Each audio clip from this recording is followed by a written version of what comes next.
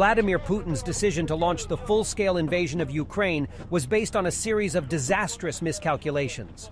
The most significant of these was his belief that Ukrainians are really Russians. Putin has long insisted Ukrainians and Russians are one people, who have been artificially separated by the fall of the USSR.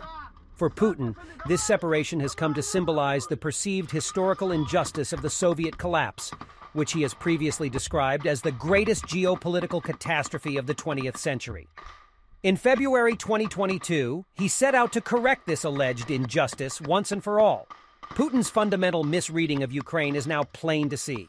Far from welcoming Russia's invasion, the Ukrainian nation united and rose up in resistance. What was anticipated by the Kremlin as a brief and victorious military campaign has instead become the biggest European war since World War II.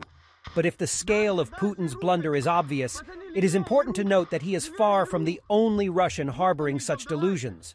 Russia's elites and Russian society as a whole tend to assume everything that needs to be known, or is worth knowing, about Ukraine and Ukrainians has long been known and requires no further inquiry.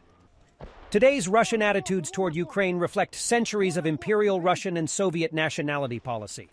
In the former case, Ukrainians and Belarusians were officially viewed as components of a larger, supranational, all-Russian people that also included the Russians themselves.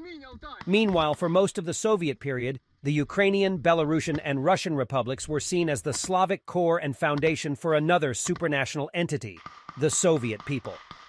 The similarity between the imperial and Soviet views is unmistakable, albeit with one dissonant nuance. Soviet nationality policy, while doing all it could to erase Ukrainian national identity, at the same time officially recognized the Ukrainian Soviet Socialist Republic as a state entity, and Ukrainians as a separate nationality. Putin has been highly critical of Lenin for this approach, and has claimed the Bolshevik leader was personally responsible for creating Ukraine. This line of thinking reached what may be seen as its logical conclusion with Putin's insistence that Ukrainians and Russians are one people.